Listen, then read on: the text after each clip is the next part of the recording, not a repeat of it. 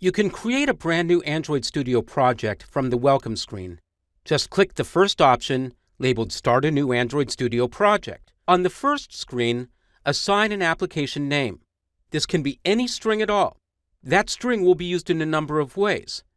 It'll be used to set a default package name, which I'll describe in a moment, but it will also be used to label the app when it's deployed to Android devices. I'll change my application name to My First App. Next is the company domain. This can be anything you like, but should reflect your own domain.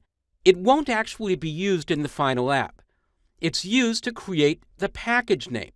Each app has a package name, also known as the application identifier. It has to be a globally unique string, and the best way to get that uniqueness is to start with your company or organization's domain and then use a Java-style package name. This will also be used as the main package for your Java classes. Whatever you set as your company domain will be translated as the package name. So if I change this from david.example.com to android.example.com, I see the package name being changed also. If you don't like the package name that's being generated, just click the edit link on the right, and then you can change it. I'll change my package name to com.example.android.sample, and I'll use this same package throughout the entire course, so I'm not creating a whole bunch of different apps on my devices. Next is the project location. The default location will be in a folder that's named for the app but without any spaces, and is placed in a folder named Android Studio Projects under your home directory. This directory is not like Eclipse Workspaces. It's just a directory, and it doesn't contain any configuration information. And if you don't like that location, you can easily change it to whatever you want. I'll accept that location, though, and click Next. On this screen, you're asked which form factors your app will run on. In Android Studio 2.0, you can build apps for phone and tablet, for Android Wear or watches, for Android TV, Auto, and Google Glass. In this course, I'll only be focusing on phone and tablet apps. You also set your minimum SDK on this screen. The minimum SDK indicates the oldest version of Android that your app will run on. The default is API 15 for Android 4.0.3 Ice Cream Sandwich.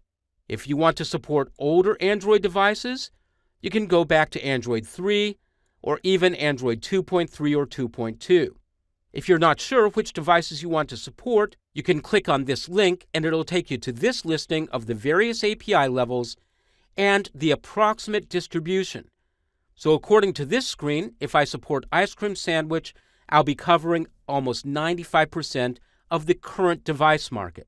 You can find more current information by going to this page, the Dashboards page on the developer website, and you'll see the most recent survey information showing you the various percentages for each version of Android. As of the most recent survey, as of the time of this recording, Android 2.2 was only covering 0.1%, almost nothing. But Android 2.3 Gingerbread, or API 10, was representing almost 3% of the market. It's up to you to decide which versions of Android you want to support, but just know by going back to Gingerbread, you'll have to do a lot more testing to make sure your app works on all those different versions. I'll go back to Android Studio and continue with the process by clicking Next. On this screen, you're asked what kind of activity you want to add to your mobile app. An activity in Android is a screen, and by default, each new app that you create through Android Studio will have one starting screen. The default in Android Studio 2.0 is an empty activity. That's a screen with only a bit of text displayed. There are a lot of much more complex activity templates available, including the basic activity template that adds a floating action bar in the lower right-hand corner of the screen, full screen activities, activities with ads, maps, login screens, and much more. For this course, I'll primarily be using the default activity template, the empty activity. And on this screen, I'm asked to name the components in my app. The number of items you're asked to provide will depend on which activity template you chose. For this very simple empty activity template, you're only asked for the name of the activity that will generate a Java class and the name of a layout file that will be used to name an XML file. I'll accept the default settings for those values and click Finish. And that will result in creating my first app. The first time you create a project in Android Studio, it might take a while to download certain components and then build the app and get it ready for processing. But after that, creating additional projects should go pretty quickly.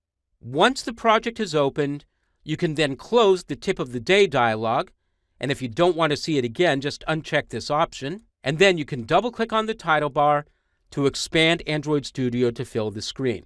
And if you've gotten this far, then your Android Studio project has been created, and you're ready to customize it and then run it on Android devices.